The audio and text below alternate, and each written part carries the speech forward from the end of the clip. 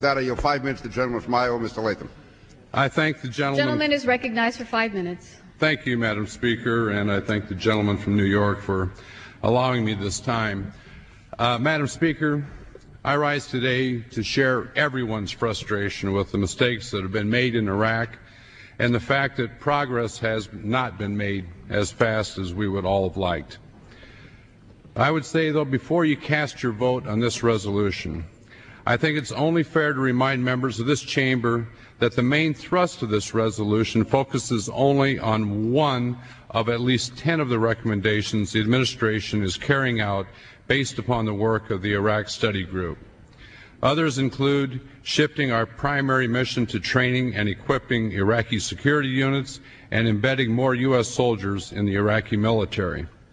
The administration has also pledged to hold the Iraqi government accountable to its commitments to take primary responsibility for security in all of Iraq's provinces by November, establishing a fair constitutional amendment process, reforming deep application laws, creating a fair oil revenue sharing arrangement, and holding local elections.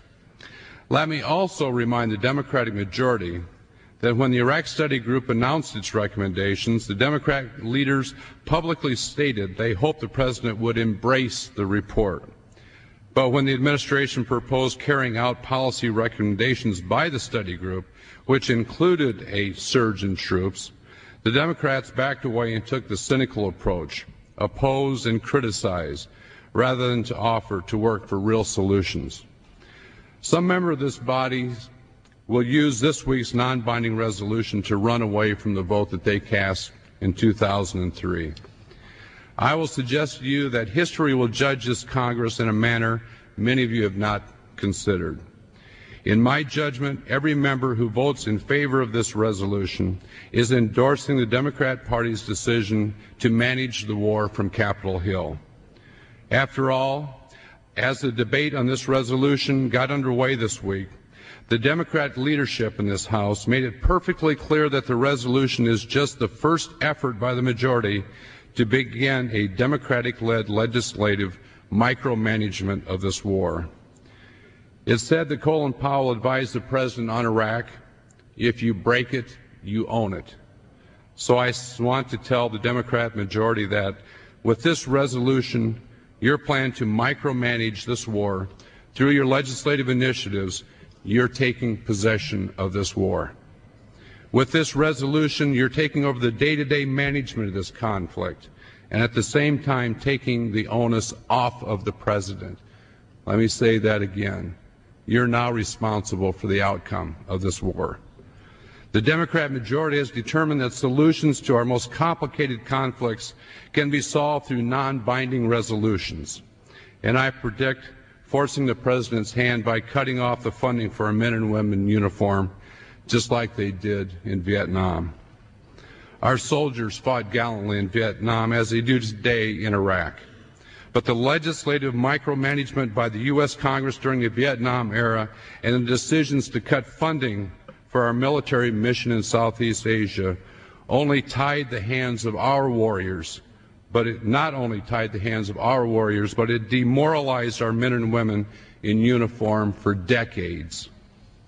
Ladies and gentlemen, the new majority has not learned from the mistakes of the past, but has arrogantly concluded that House Democrats can take command and control of our strategy and troops in Iraq from the floor of this chamber.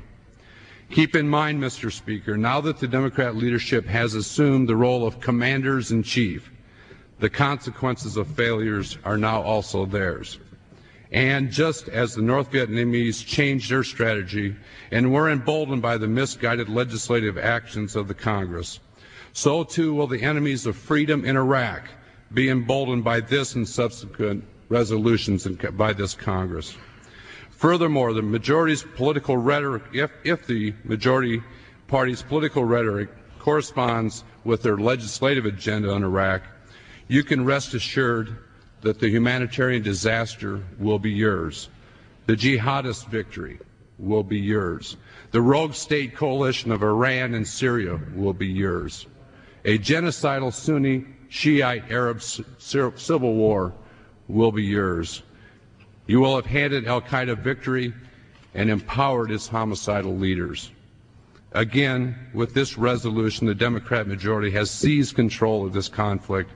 And again, remember what Colin Powell said: if you break it, you own it.